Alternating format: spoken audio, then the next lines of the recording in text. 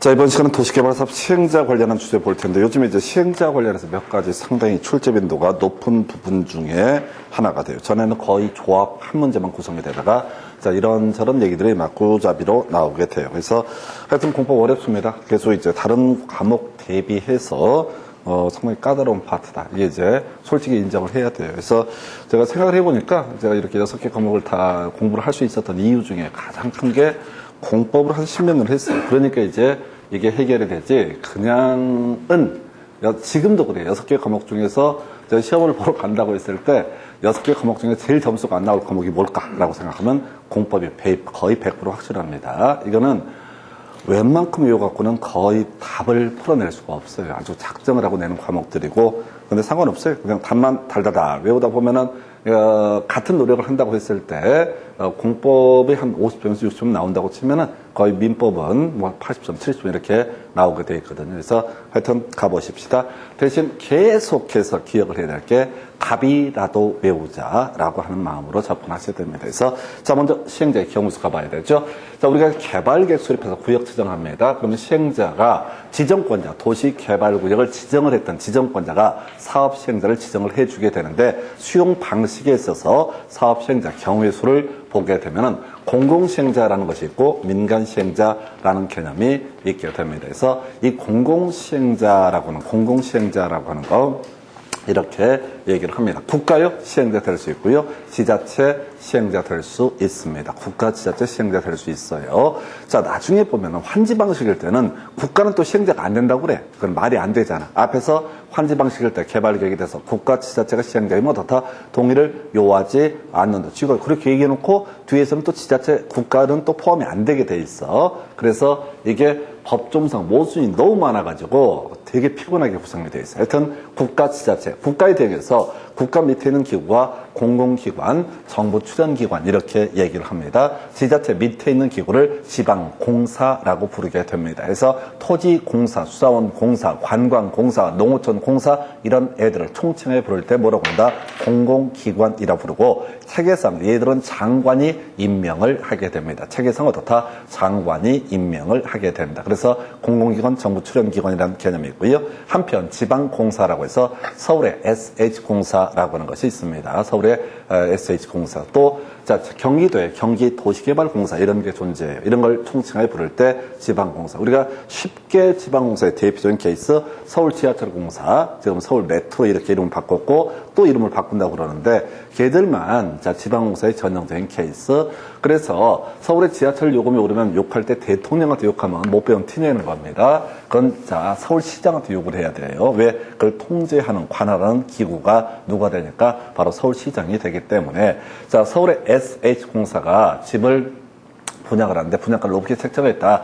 욕하고 싶으면 대통령이 아니라 그건 뭐가 된다? 서울시장. 근데 이제 LH공사, 한국토지주택공사가 뭐 사고를 쳤다. 그럼 굳이 욕하려면 어떻다? 중앙정부한테 욕을 해야 된다. 하여튼 어려워요. 욕할 때도 방향을 잘 보고 해야 돼. 잘못하면 무식한 놈으로 찍혀요. 자, 그렇다 치고 지금 이제 민간 시행자의 토지 소유자 등이 시행자가 될 수가 있다. 그래서 이걸 바라보는 관점은 공공시행자는 믿을 수 있고요. 민간 시행자는 믿을 수 없다. 이렇게 갑니다. 이 외에도 되게 많은 민간 시행자가 문제 속에서 한두 개 버릴 텐데 쫓아가시면 안 돼요. 자, 한편 자 특례라고 해서 역세권 개발 사업은요, 바로 한국철도시설공단이 시행자가 된다. 이런 것들 의미 없어. 그 다음에 제주도 같은 경우 제주 국제자유도시 개발센터 이런 사람을 시행자로 정한다. 이런 것들 포인트 안 돼요. 그래서 이런 것들은 다 버리고 가셔. 다시 갑시다.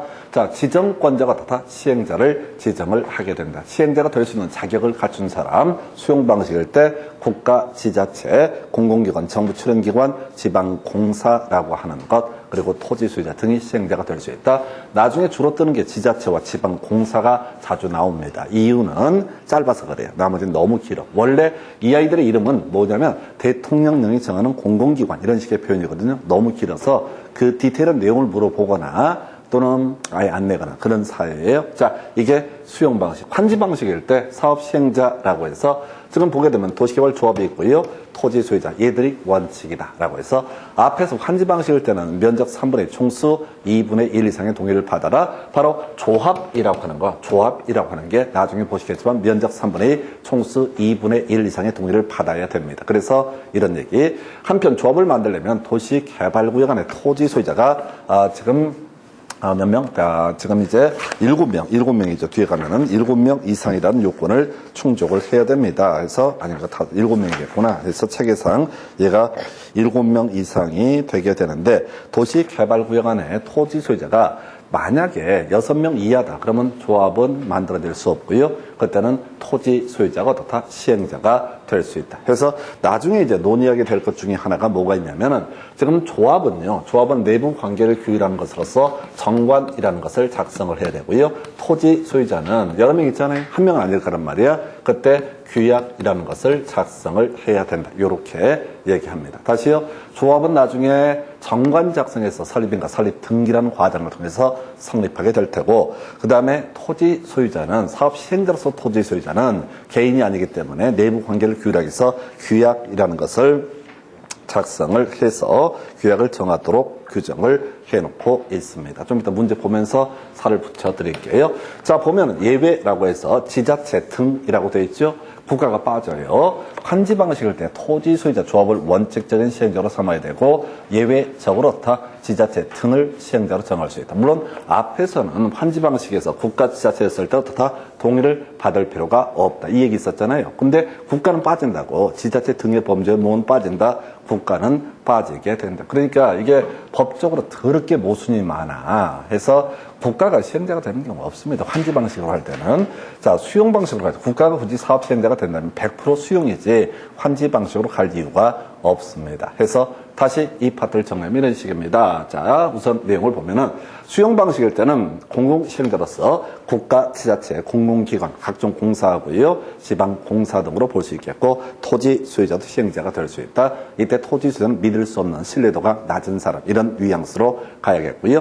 그 다음에 환지 방식일 때는 기본적으로 토지 소유자 조합이 중심축이 된다. 조합은요, 면적 3분의 1, 총수 2분의 1 이상의 동의를 받아야 되고요. 그래서 개발 계획에 대해서 면적 3분의 1, 총수 2분의 1 이상의 동의, 이런 얘기 있었고, 자, 한편 토지 소유자가 시행자가 되는 경우 두 가지가 있어요. 환지 방식일 때도 자, 하나 있고, 아까 수용 방식일 때도 토지 소유자가 시행자가 되는 경우가 있다. 그래서 얘도 토지 소유자가 한 명이 아니라고 했을 때 규약이라는 것을 작성을 해야 된다. 조합은 뭘 작성한다? 정관을 작성을 하게 된다. 토지 소유자는 뭘 작성한다? 규약을 작성을 하게 된다라고 하는 거, 요렇게 자, 정리를 할 수 있겠고요. 그래서 일단은 좀 이따 문제 보면서 살을 붙여서 설명을 드리게 될 테고, 자, 그 다음에 지자체 등의 범주는 뭔 빠진다? 국가는 빠지게 된다. 라고 이렇게 얘기를 합니다. 자, 좀 몇 개 더 보고 나서 문제 가볼까요? 시행자 변경 사유. 자, 지금 5년 동안 두 번인가, 자, 답을 뽑았던 주제. 겁나 많이 나오는 거야. 시행자 변경 사유라고 해서. 자, 얘가 5년 동안 두 번 답을 뽑게 되는데, 얘는 알고 가셔야 됩니다. 자, 그래서. 자, 지금요. 자, 시행자가 정해지게 되면 시행자가 실시계획 작성해서 실시계획에 대해서 인가 신청이라는 것을 하게 됩니다. 이런 신도시를 만들고 싶어요. 이렇게 인가해 주세요라는 것을 인가 신청. 실시계획 인가가 떨어지고 나서 착공의 문제가 발생하게 됩니다. 그래서 자, 시행자 변경 사유는 자, 실시계획 인가 신청과 인가 후 착수 이 두 개만 출제 포인트. 이게 숫자가 답이 돼요. 지금 숫자가 답이 되는 게 두 번째 이슈가 나오는데, 앞에서 주상공 113에 자연녹지 생산녹지 1만 이상이라고 하는 게 숫자가 답이 되는 케이스. 두 번째 출제 포인트가 실시계획 인가 신청은 얼마? 1년 이내. 인가 있고 나서 공사 착수는 몇 년 내? 2년 내 이렇게 이루어진다. 이게 그렇게 중요하다고. 자, 그러면 이제 가보십시다. 지금 시행자로 지정을 받았습니다. 그러면 구체적인 건설 계획을 뭐라고 한다? 실시 계획이라 부른다. 해서 인가 신청, 앞쪽은 몇 년? 1년이라고 하는 거. 뒤쪽은 몇 년? 2년이라고 해서 실시계획 인가 1년 내에 바로 실시계획 인가를 신청하지 아니하는 경우라고 이렇게 돼 있습니다. 해서 이게 이제 엄밀히 따지면 우리 교재에서는 개발계획 수립 고실 뭐 이런 것들 나와 있는데요. 거기까지 몰라도 좋으니까 일단은 인가 신청은 몇 년? 1년 이내. 근데 보니까 다만 어쩌고 저쩌고 나와 있죠? 다만 어쩌고 저쩌고 나와 있죠? 구조를 보셔야 된다고. 숫자는 1년만 외우면 되는 건데 그 다만 뭐 예외 나와 있잖아요. 그러면 1년 내 내면 출제 오류입니다. 1년 내를 내면 출제 오류라고요. 원칙은 맞지만 다만 6개월 내. 이거 이제 이걸 배제한다는 걸 미리 문제에 담아주지 않게 되면 출제 오류라고. 그러니까 얘는 무조건 틀리게 내는 거야. 우리 앞에서 도시개발구역 지정 규모할 때 자연녹지 같은 경우 1만 이상이고 일정한 요건을 갖춰야 된다라고 설명을 드렸어요. 그래서 걔를 갖고 3만에서 말도 못하게 틀리게 뽑아주는 거예요. 이것도 마찬가지야. 인가 신청할 때 1년 내에 해야 되거든요. 하지 않으면 어떻다? 시행자 변경할 수 있다. 이런 식의 구조를 가게 되는데 문제는 포인트가 뭐라고요? 1년 내를 내면 출제 오류야. 그러니까 얘를 맨날 뭐래? 6개월 내에서 틀리게 뽑아. 6개월은 무조건 틀린 거지.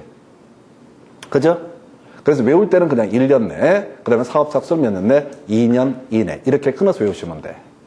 이게, 이 의미가 뭐냐면은 이런 취지죠. 시행자 지정을 받았는데 얘가 이제 실시계획 작성해서 인가 지정해야 되는데 아무것도 안 하고 있어. 1년이 지나도록. 뭔가 사단이 난 거야. 빨리 신도시 개발해야 되니까 시행자 변경할 수 있다. 또는 실시계획 인가까지 받은 상태에서 2년이 지나도록 사업을 안 하고 있어. 뭔가 사단이 난 거야. 그러니까 시행자 변경할 수 있다 해서 앞쪽은 인가 신청은 몇 년? 1년 이내. 그 다음에 사업 착수는 몇 년 내? 2년 내에서 앞쪽은 1년, 뒤쪽은 2년. 앞쪽은 1년, 뒤쪽은 2년이라고 하는 게 시행자 변경 사유. 자, 지금 5년 사이에 한 두 문제 구성했던 영역이 되겠고요.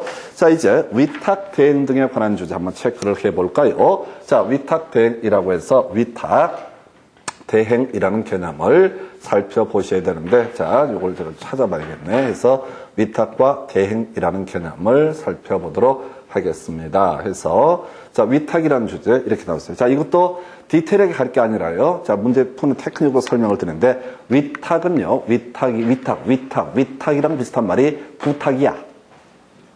위탁은 뭐라고요? 부탁. 그럼 대행은 뭐라고요? 심부름 대행. 요즘에 이제 음식 배달시키면 거의 다 대행, 배달 대행 하잖아요. 아니, 문장을 보려고 하지 마시고 큰 틀을 보셔야 돼. 위탁하고 대행. 큰 틀의 그림만 잡고 나시는 거야. 위탁은 윗사람한테 부탁하는 걸 뭐라고 한다? 위탁이라고 부릅니다. 대행은 뭐라고요? 밑에 사람. 자, 여러분 1,000원, 2,000원 주고 심부름 시키잖아요. 그런 개념이야. 그래서 대행은 뭐라고요? 좀 밑에 사람한테 시킨다. 그러면 이제 자, 서술로만 가보겠습니다. 지방공사 등에게 어떻다? 위탁해서 시행할 수 있다. 라고 되어 있죠? 지방공사 등에게 위탁해서 시행할 수 있다. 그럼 이 앞에 국가, 지자체, 공공기관, 정부 출연기관, 지방공사한테 어떻다? 위탁해서 시행할 수 있다. 그러니까 공공시행자는 믿을 수 있는 놈, 높은 사람이니까 이 사람에게 철도, 항만, 이렇게 공공시설 이런 것들은 너무 겁나게 크니까 어떻다? 위탁해서 시행을 할 수 있다라고 하는 거. 위탁해서 어떻다? 시행할 수 있다. 그 다음에 이제 대행이라고 하는 것은 밑에 사람 누구? 주택건설사업자에게 대행케 할 수 있다. 주택건설사업자에게 어떻다? 대행케 할 수 있다. 다시 이 텍스트를 가지 마시고 우리가 공공시행자한테는 어떻다? 위탁할 수 있다. 그 다음에 민간시행자, 주택건설사업자는 아파트 지어서 분양하는 사람입니다. 주택법에서 공부를 하게 되는데 이 사람한테 어떻다? 대행케 할 수 있다. 다시 갑시다. 자, 주택건설사업자에게 대행케 할 수 있다.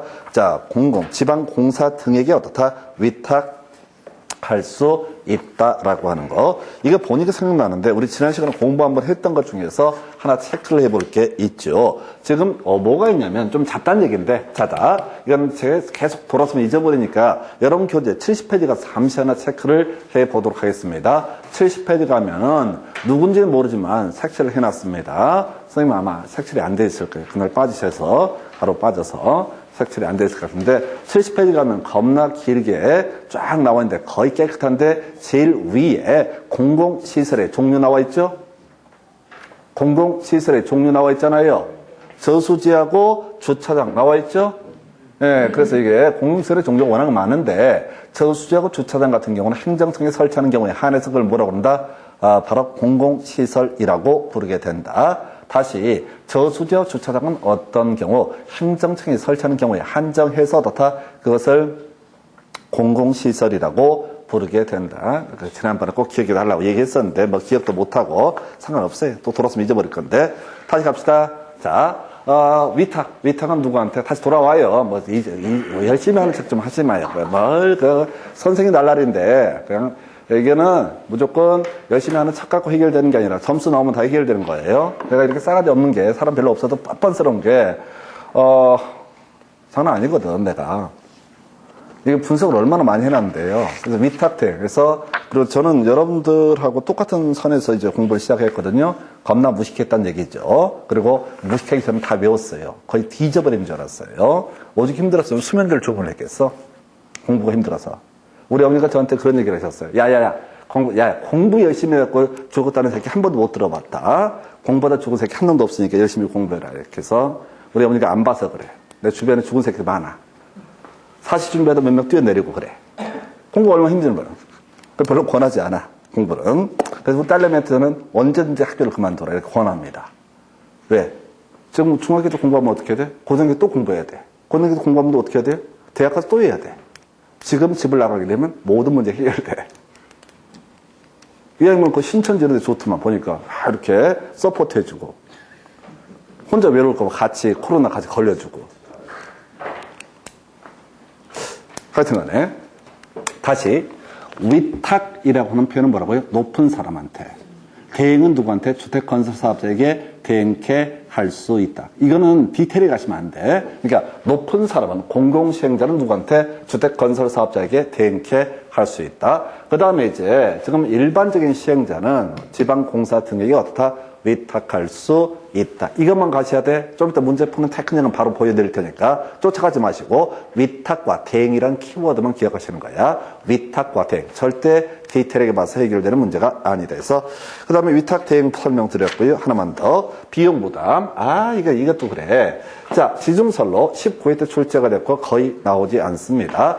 자, 개념만 간단하게 설명드릴게요. 자, 지중설로 땅 밑에 전선 까는 것. 또 우리 앞에서 공부했던 개념들이 있었죠. 지중설로. 자, 지중설로와 유사한 개념이 뭐가 있었냐면 공동구라는 개념이 있었죠. 공동구라는 개념이 있었죠. 그 뭐 기억해야 돼? 200만 제곱미터 초가 나왔었죠. 나 미쳐버리겠네. 이거 여러분들 다 무조건 이거 줄줄 외웠어야 되는데. 아니야, 앞으로 5번은 더 반복을 해야 돼. 나중엔 치달릴 거예요. 자, 여러분 교재 몇 페이지 가서 먼저 보냐면 공동구 교재 49페이지 나와 있죠? 교재 49페이지 공동구 나와 있죠? 2개 외우자고 그래서 많이 하자고 하지도 않았어. 어차피 하지도 않을 거니까. 공동구 설치할 의무가 있는 게 200만 제곱미터를 초과하는 도시개발사업, 택지개발사업. 그래서 구역, 그 다음에 또 뭐가 있었지? 구역이 있었고, 지구 이런 거 있었고, 그 다음에 또 뭐가 있었지? 신도시 해서 구지 신도시 이런 식으로 외우자고 했었잖아요. 그 얘기는 기억이 나실래나? 구역, 지구, 신도시, 구지 신도시. 네, 구지신 이렇게 해서 저는 이제 사실 잘 기억을 못해요. 제가 수업 시간에 이렇게 가끔 줄임말이나 이런 것들을 얘기를 하잖아요. 그래서 생각하고 하는 게 아니라 그냥 아무 생각 없이 하는 얘기예요. 그냥 그날 드는 느낌대로. 근데 여러분 좀 하나 이해해 주실 게, 그래도 메모를 하거나 해서 그냥 알아서 외우셔야 돼. 구지신 200만 제곱미터 초과. 그래서 200만 제곱미터 초과가 마지막 출제 포인트가 됐으니까 구지신이 나올 수가 있다고. 구역, 지구, 신도시, 구지신. 자, 그리고 나서 거기 이제 주요한 이슈가 됐던 게 가스관, 하수도관 얘기 있었죠? 교재 몇 페이지? 50페이지 가면 가스관, 하수관은 어떻다? 공동구 협의 심의를 거쳐서 수용되도록 해야 된다. 있었죠? 그러니까 지금까지 나왔던 주된 출제 이슈는 자, 200만 제곱미터 초가 나왔었고 가스관, 하수도관 요걸로 도배가 됐었다고. 나머지는 무조건 공동구 수용해야 되고 구지심 해서 살 하나 붙였었고요. 그 다음에 여러분 교재 48페이지 가서 보니까 왼쪽에 지문 하나 체크해볼까요? 48페이지 왼쪽 지문 하나밖에 없잖아요. 제일 위에 1번 지문 밑줄 누가 그려서 거기다 색칠을 또 그냥 행안부 장관이 결정하는 바에 따른다. 오케이. 동그라미 쳐놨죠? 그죠? 무조건 장관은 누가 나와야 돼? 행안부 장관이 결정하는 바에 따른다. 돈 얘기는 무조건 누구? 행안부 장관. 다시 이제 여러분 교재 돌아와서 몇 페이지? 자, 98페이지, 99페이지 걸쳐서 요거부터 가십시다. 자, 비용 분담. 쉬운 거니까 행안부 장관이 결정하는 바에 따른다. 외워달라고 그랬었죠? 행안부 장관이 결정하는 바에 따른다. 외워달라고 그랬었죠? 이게 사연이 겁나 길다고 도시개발 사업을 합니다. 지자체 장인 도시개발 사업을 시행하는 경우에 있어서 도움을 받는 다른 지자체가 있으면 어떻다? 비용 분담을 요구할 수 있고 비용 분담을 요구했는데 협의가 잘 되지 않았는데 만약 그것이 하나의 도의 관할구역에 속해 있을 때 도지사가 결정하는 바에 따르고 시험에 출제가 되는 것은 2개 이상 시도에 걸쳐 있는 경우로서 협의가 되지 않은 것 어떻다? 행안부 장관이 결정하는 바에 따른다라고 해서 절대 돈얘기 기재부 장관 아니라고 설명을 드렸습니다. 묶어서 자 국토계획법에서도 뭐야? 행안부 장관이 결정하는 바에 따른다. 도시개발법에서는 어떻다? 행안부 장관이 결정하는 바에 따른다. 구조가 똑같다고. 그 다음에 아까 구지신, 구역, 지구, 신도시라고 해서 200만 제곱미터를 초과하게 되면 어떻다? 공동구 바로 설치를 해야 된다. 이런 주제를 설명을 드리면서 가스권, 하수권 잊어버릴까 봐 설명드렸었고 그 다음에 지금 지중설로 원래 지중설로 공동구와 무관한 얘기입니다. 공동구 말고 도시개발 사업하는 과정에서 200만 제곱미터 미만이면 굳이 공동구 설치할 의무가 없다고. 근데 땅 밑으로 전세를 깔아버리는 걸 지중설로라고 부르게 되는데 원래 지중설로를 설치를 할 때는 한전, 설치 의무자와 요구자가 각 50대 50의 비율로 부담하는데 그건 시험에 안 나오고 자 환지 방식이다. 그리고 사업이 시행자가 조합이 되게 된다라고 하면은 조합이 시행자가 된다라고 하게 되면 어떻다? 조합이 가난하니까 3분의 1 설치 의무자가 얼마? 3분의 2를 부담한다. 19회 때 나왔으니까 거의 나올 가능성은 낮아요. 그래서 3분의 1, 3분의 2. 자, 요구자가 얼마? 바로 3분의 1. 설치 의무자가 얼마? 3분의 2. 외우시게 뭐라고? 3분의 2. 의무자가 얼마? 3분의 2. 의무자가 얼마라고요? 3분의 2. 의무자가 얼마? 3분의 2. 원칙은 시험에 안 나오니까, 출제 오류니까 예만 가지고 구성을 하게 됩니다. 그래서 여기까지가 사업 시행자 등에 관련된 기본적인 쟁점. 이제 교재 가지고 지금까지 내용을 한번 정리를 해드리도록 하겠습니다. 가기 앞서서 다시 기본 뼈대 또 한번 체크를 해볼게요. 자, 지금 보게 되면은 이런 게 있었죠. 사업 시행자 수용 방식일 때 국가지자체, 공사 등, 그 다음에 토지 소유자 등이 시행자가 될 수 있다. 그 다음에 환지 방식일 때는 기본적으로 토지 소유자 조합이 사업 시행자가 된다. 조합의 경우는 정관 작성해야 되고 토지 소유자의 경우 규약을 작성을 하도록 한다. 그래서 나중에 출제되는 쟁점이 환지 방식일 때도 토지 소유자가 시행자가 될 수 있고 수용 방식일 때도 토지 소유자가 시행자가 될 수 있다. 어느 쪽이 됐든 간에 규약이라는 것을 작성을 하고 조합은 정관을 작성한다. 이렇게 정리를 하게 됩니다. 이렇게 이제 그림을 하나 봐야겠고요. 자, 그 다음에 지금 이제 지자체 등의 범주에 국가 포함이 안 된다라고 아까 설명을 드린 바가 있습니다. 논리적으로 모순으로 보이는데 어쨌든 법은 그따위로 되어 있어요. 그리고 나서 자, 시행자 변경 신청, 인가 신청 얼마?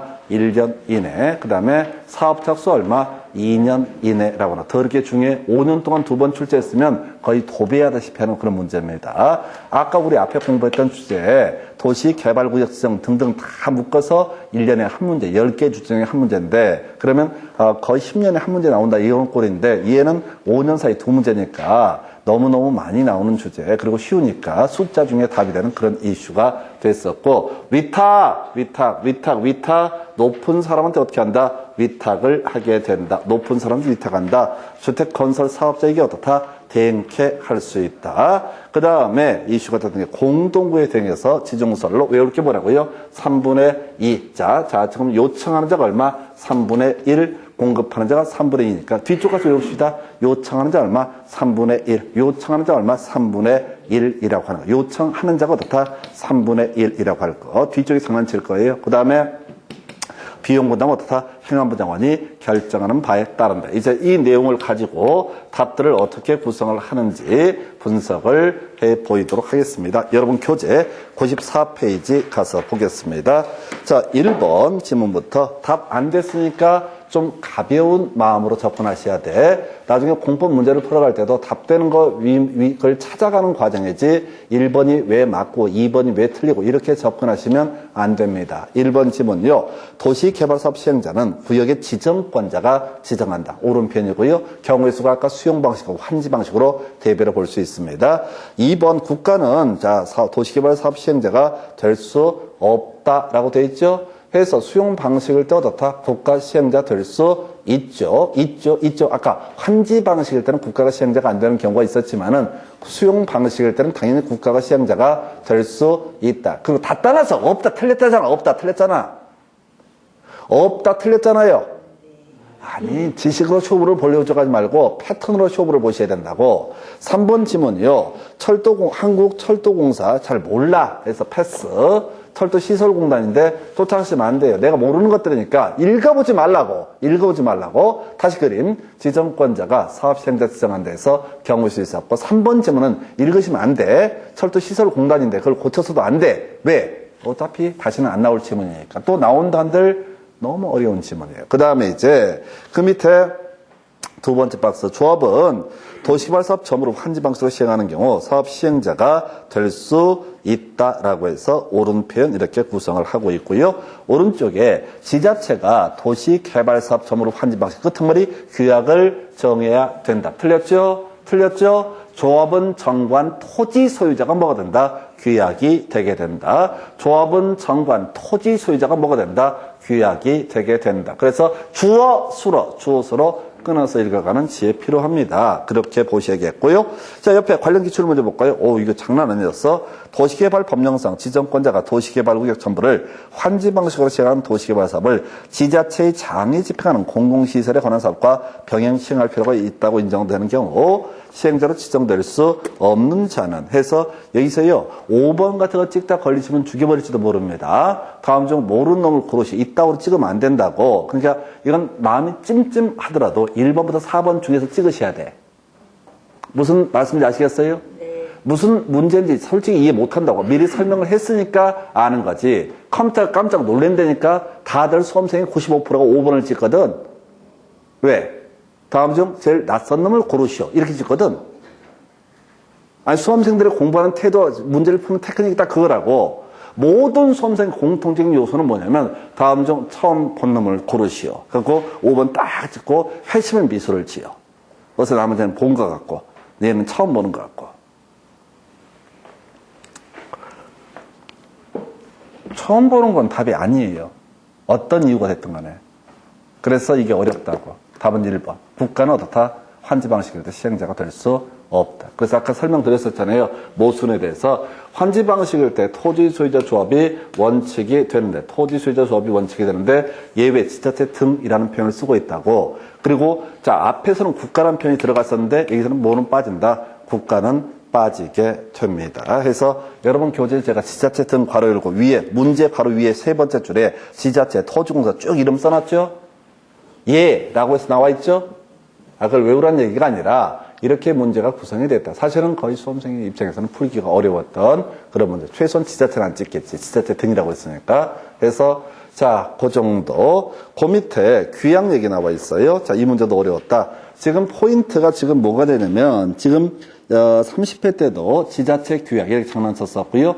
요즘에 왠지는 몰라. 규약과 정관 얘기가 자꾸 비교. 전에는 정관만 나왔었거든요. 근데 이제 규약을 가지고 구성을 해요. 자, 그래서 거기 여러분 교재 95페이지 하단부 문제. 도시개발법령상 공동으로 도시개발 사업을 시행하려는 자가 정하는 규약에 포함될 사항이다. 환지 방식일 때만 포함될 환지 방식으로 시행하는 경우에만 포함될 사항이 아닌 것. 이게 뭐냐면 규약에 포함될 사항이 한 20몇 개가 됩니다. 그 중에서 환지 방식과 관련돼 있는 것이 뭐냐면 자 이런 내용이요. 청산이라고 하는 거, 토지평가협의회, 환지계획, 보류지. 자 요건 이제 나중에 전체 우리가 한 손은 돌아야 하는데 환지 방식으로 사업 시행할 때는요. 자, 기존 토지의 소유자에게 얼마의 땅을 주겠다라는 계획을 환지 계획이라고 얘기를 합니다. 그래서 환지 계획은 환지 방식일 때만 문제가 된다. 한편 환지 계획을 작성할 때는 종전 토지 가격을 평가하기 위해서 토지평가협의회라는 것을 조합 내부에 보통 구성을 하게 됩니다. 조합 내부에 구성을 해요. 그래서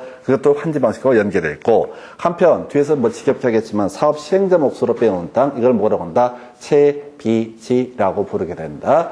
환지 방식일 때 마지막 땅을 적게 받거나 많이 받았을 때 그 과부족물을 금전으로 정리하는 것을 청산이라고 부른다. 그래서 이 문제는 너무 어려웠었어요. 그래서 지금 토지평가협의회, 환지계획, 채비지 보류지, 그리고 청산 이런 내용들에서 답은 여러분 교재에서는 몇 페이지? 5번 주된 사무소 소재지 이렇게 나와 있는데 이건 좀 이따 한번 설명을 드릴게요. 이 주된 사무소 소재지는 어디서 공부하는 거냐면 조합에서 공부를 하는 거. 조합에서 유일하게 정관에 포함될 사항 중에서 하나 외우는 게 뒤에서 공부하겠지만 주된 사무소의 소재지 변경은 신고하면 된다라는 주제를 뒤에서 공부를 하는 거예요. 그래서 과거에 이 문제가 나왔으니까 사실 제일 중요한 이슈가 되는 게 나중에 어디에서 조합의 인자 정관 중에서 변경할 때 경미한 사항 바로 주된 사무소 소재지 변경을 다 신고하고 변경할 수 있다. 이 문제 나왔으니까 좀 이따 설명드릴 주제 되겠고요. 그 다음에 시행자 변경 사유 관련해서 자 보겠습니다. 이건 이제 간단하지. 자 인가 신청은 얼마? 1년 이내. 그 다음에 사업 작수는 몇 년? 2년 내 해서 자 이게 이제 문제가 구성이 단순해. 옳은 것을 고르셔야 할 때는 몇 년을 내겠어요? 옳은 것을 고를 때는 1년짜리를 내겠어요? 2년짜리를 내겠어요? 2년짜리를 내야지. 1년 내면 출제 오류라고 그랬잖아. 그죠? 아니 시행자 변경 사유를 보시게 되면 1년짜리는 더 이렇게 길잖아요. 더 이렇게 길어서 얘는 옳게는 낼 수 없어.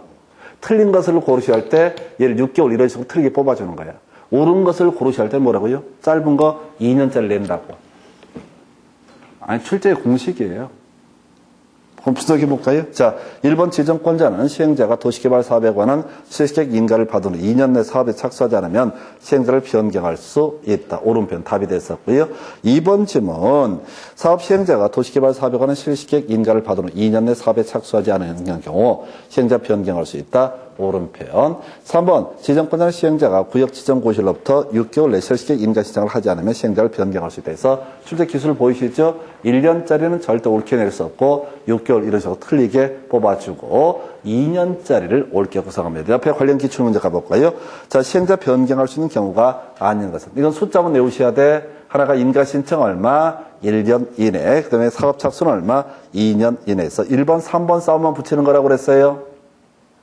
나머지는 출제 포인트가 안 돼. 이건 두 개가 숫자가 출제 포인트에서 답은 1번 이렇게, 3번 이렇게 출제 구성을 하게 됩니다. 해서 자, 지금 제가 나머지 구질구질한 숫자들은 쫓아가지 말아달라고 그랬어요. 숫자 중에 답이 되는 게 유형화되어 있다고 해서 이 아이가 숫자 중에서 답을 뽑는 주제가 되겠습니다.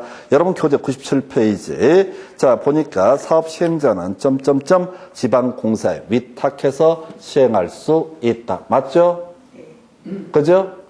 출제위원은 얼마나 게으르게 내는지 아시겠어요? 아, 이들 양아치들입니다. 이 보면은 지금 자, 보세요. 시행자는 항만, 철도, 더럽게 길잖아요. 점점점 쭉 나오잖아요. 제일 마지막에 뭐가 나와? 지방공사에 위탁해서 시행할 수 있다. 주어, 수로 끊어서 내는 거예요. 중간 다 복잡스러우니까. 2번 지문이요. 사업주체인 지자체는 끄트머리 주택건설 사업자에게 대행케 할 수 없다. OX 표시 안 돼 있네요. 틀렸죠? X 표죠? 없다니까 틀렸잖아요. OX 표시가 안 되는데 고쳐주시고 이거는 내용 모르고도 맞추는 거야. 없다는 틀렸다고 그랬잖아요. 좀 이따 없다 겸할 수 없다 이렇게 몇 개 나와. 근데 그 없다는 여러분이 다 외워버려. 그러니까 없다는 틀렸다 이렇게 무식하게 아주 용감 무식하게 가셔야 돼. 그러니까 사실은 이 공법은요 지식도 지식이지만 거의 국어 싸움이야. 공법을 지식으로는 커버를 못해요. 제가 시험 보러 들어가도 솔직히 85점 이상 나올 자신이 없어요. 공법에 있어서는. 하도 시험 문제가 개판이니까. 20년 했거든. 딱 공법은 20년째 하고 있는데 아직까지도 시험 문제 자체에 아니 문제를 점수가 85점이 나올 자신이 없다고. 하도 개판이니까. 그런데 이건 패턴 갖고 문제를 풀어내셔야 된다고. 여러분들은 저보다 공부도 더 적게 했고 점수도 또 나와야 되고 그런 패턴을 잡고 없던 틀렸다. 자, 그래서 여러분 교재 이제 97페이지 관련 기출문제 한번 보겠습니다. 자, 도시개발법령상 도시개발 사업 시행자 중 주택법에 따른 주택건설 사업자 등으로 하여금 도시개발 사업 일부를 대행케 할 수 있는 자만을 고른 것은 해서 누구야? 공공시행자. 골라야 되죠? 공공시행자는 어떻다? 대행케 할 수 있다. 자, 1번 지자체 들어가겠죠? 니은번에 관광공사 들어가겠죠? 기역, 니은 들어가면 끝나는 거죠? 기역, 니은은 무조건 들어가야 되잖아요. 기역, 니은 있는 게 뭐밖에 없어? 2번밖에 없잖아요. 그러니까 거기 자기관리 부동산 투자회사, 뭐 수도권 외지역으로 이전하는 법 이런 게 도시개발법 시행자 경우에서 더럽게 많은 것 중에 하나라고. 그래서 그것도 그래, 이것도 내용을 떠나서 그냥 답은 항상 아는 거, 어서 많이 본 놈, 예들을 가지고 구성을 한다고. 내용과 무관하게. 무슨 말씀인지 감 잡히세요? 기본 틀 자체를 어떻게 접근해야 된다? 많이 본 놈을 고르시오. 이따고 간다고. 그러면 풀 수가 있어요. 다시 논리체계는 주택 건설 사업자에게 대행케 할 수 있는 사람. 누구? 공공시행자. 우리 외운 거 국가지자체, 공공기관, 정부출행기관, 지방공사라고 하는 거. 이 정도가 믿을 수 있는 사람. 자, 그리고 나서 이게 이제 28회 때 출제가 됐었나요? 그리고 나서 자, 그 다음 페이지 가면 98페이지. 자, 30회 때. 와우, 이거 진짜 또 욕 나오는 문제였어. 근데 이제 행함에 있는 믿음. 무조건 맞추죠. 자, 보니까 도시개발법령상 도시개발사업시행자 국가지자체 시행자인 국가지자체가 주택건설사업자에게 대행케 할 수 있는 그 범위에 해당하는 것을 모두 고른 것은 찍으셔야 돼. 답 5번. 기역, 니은, 디은 나와 있죠? 나와 있죠? 내가 다 가르쳐 줬잖아요. 옳은 걸 모두 고르셔야 하면 답 몇 번? 5번. 처음 나오는 문제, 전혀 하나도 알 수 없는 문제, 이런 것들 답은 몇 번? 5번. 얼마나 마음 편한데 시험 보실 때. 5번 아니라 상관없어. 시험 볼 때 기분 나쁘지 않아. 그냥 옳은 걸 모두 고르시오. 근데 이건 있어요. 자주 나오는 파트는 이게 바꿔치기. 그러니까 공부를 쭉 해 가다 보면은 이렇게 숨이 턱 막히는 문제가 있다고. 와, 개새끼들. 이런 느낌이 드는 문제가 있다고. 답 몇 번? 5번. 출제위원들이 귀찮아서 자, 여기 있잖아요. 설계, 분양 등 도시개발사업 일부를 주택건설사업자에게 대행케 할 수 있다. 이 4개가 전부예요. 법을 찾아보면. 그러니까 출제자의 의도를 보여드릴게요. 28회 때는 공공시행자 주택건설사업에게 대행케 할 수 있다. 공공시행자가 누구냐를 물어봤다고. 이게 1번 문제잖아요. 28회 때 나왔던 문제. 그래서 지자체, 공사에서 기역리원에서 다 뽑았잖아요. 그런 문제가 있었고, 지금 이 명제를 보고 30회 때 출제위원이, 아, 지난번은 공공시행자 앞에서 장난 쳤구나. 그러면 이제 뭘 내야겠다? 뒤에, 자, 설계 분양 등의 범주가 어디냐? 이걸 내는 거라고. 설계 분양 등의 범주가 어디냐? 이렇게 한 다. 법조문을 딱 클릭을 하면 시행령, 대통령령이 설계 분양 등 대통령령이 정하는 사업에 대해서는 국토부자 주택건설사업자에게 대행케 할 수 있다. 이렇게 나와 있다고. 그러니까 이게 문제를 얼마나 어렵게 되는 건지 알 수 있으실 거예요. 내용을 지금 설명드리는 게 아닙니다. 다. 그러면 이제 31회 때 문제 구성할 때도 이렇게 엄두가 안 나는 문제를 시행령, 시행규칙에 있는 걸 꼼꼼히 찾아내서 박스형 문제 구성하는 게 하나의 패턴. 그래서 옳은 것을 모두 고르시오. 공법에서만 적용하는 패턴입니다. 다른 과목은 좀 달라요. 내용이 단순하니까. 근데 공법은 너무 어렵기 때문에 그냥 이런 것들은 굳이 함정을 파지 않아요. 그리고 아까 1번 문제를 한번 비교하십시다. 1번 문제는 다가 없었죠. 1번 문제는 5번에 기역, 니은, 디귿, 리을이 없었잖아요. 어떤 구조인지 아시겠어요? 1번 문제도 모두 고르시오라고 되어 있는데 5번을 보니까 기역, 니은, 디귿, 리을이 없잖아요. 그죠? 2번 문제는 옳은 걸 모두 고르시오. 해당하는 것을 모두 고르시오라고 5번을 보니까 기역, 니은, 디귿, 리을이 있죠? 두 개의 출제 기술의 차이가 느껴지세요? 느껴지세요? 네. 이건 이제 출제의 게으름 피우는 거야. 그러니까 뭔가 소설 쓰기도 귀찮고 그냥 4개 딱 떨어지니까 그냥 니들 한번 마음대로 골라봐라. 이렇게 장난치는 문제 패턴이에요. 이게 어떤 특정한 출제위원의 문제가 아니라 공법을 출제하는 출제위원들은 하도 시험 범주가 방대하니까 이런 식의 패턴들을 보여요. 이건 인간의 게으름의 표상이야. 자, 출제위원들의 게으름. 귀찮은 거야. 귀찮으니까 대충 내는 거예요. 근데 우리 수험생들은 이걸 외워보겠다고 용을 써. 제가 이거 못 외웠어요, 아직까지. 그러면 여러분들이 외울 가능성은 제가 장담컨대 이걸 외우고 시험 보러 갈 사람은 대한민국 1%도 안 돼요. 내가 수능 볼 때 1% 안에 들었거든요. 아니, 이건 천재가 아니면 못 외운다고, 진짜. 내놓은 자식들 아니면. 완전히 막, 책 보면서 막 암겨버린 놈들 있잖아요, 미친놈들. 그런 애들 제외하고는 이런 문제를 풀 수가 없다고.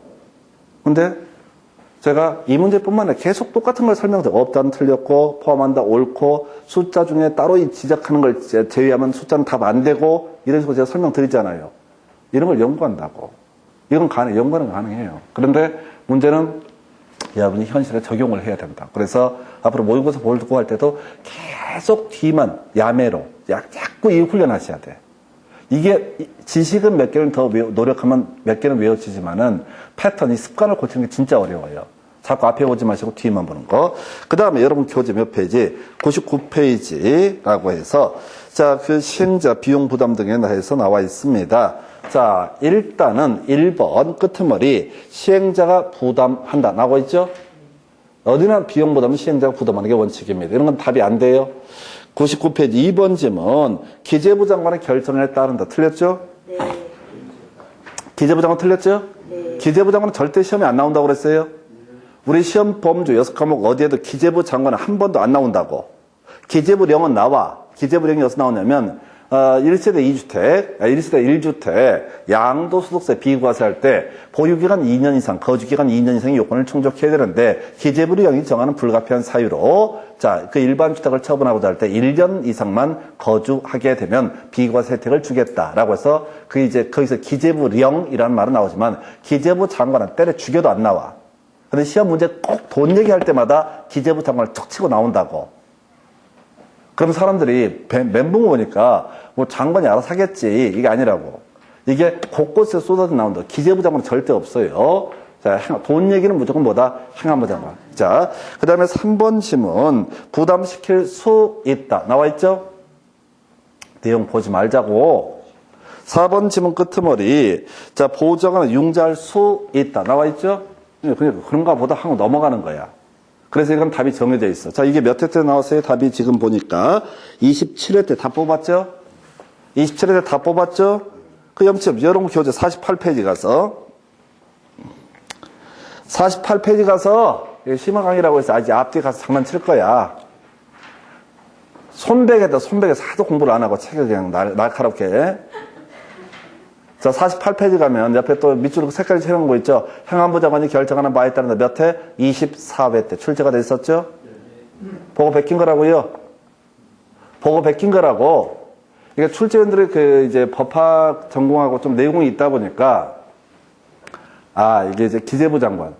법 공부가 돼 있으면 기재부 장관, 이게 지자체 사무이기 때문에 기재부 장관 나올 수 없다는 걸 안다고. 그래서 24회 때 행안부 장관 나왔잖아요. 이 문제를 보고 국토기획부 또 내면 티나니까 똑같이 도시개발사 비용부담, 도시군객시설사 비용부담 할 때 똑같은 맥락이 어디 나온다고? 바로 도시개발법이 나오니까 왔다 갔다 하는 거야. 27회 때 이 문제 나왔죠? 출제는 이거 보면서 이제 다시 국토기획부 가서 기재부 장관에서 틀리게 뽑아거나 주거나 옳은 것을 고르셔 행안부 장관 옳게 뽑아주거나 이런 식으로 출제가 이루어진다고. 거의 과학이에요. 그러니까 우리가 100점 얘기를 하는 게 아니라 한 60점에서 65점 정도까지는 이 패턴을 벗어날 수가 없어요. 공법은 보통 다른 과목에 비해서 점수가 안 나와. 같은 노력을 해도. 공부는 되게 어렵고. 근데 패턴을 지배하게 되면 이게 아무것도 없어요. 그래서 이렇게 해서 지금 이제 사업 시행자 관련한 주제 보시고 잠시 끊었다가 조합, 그 다음에 실시계획 등 묶어서 설명드립니다.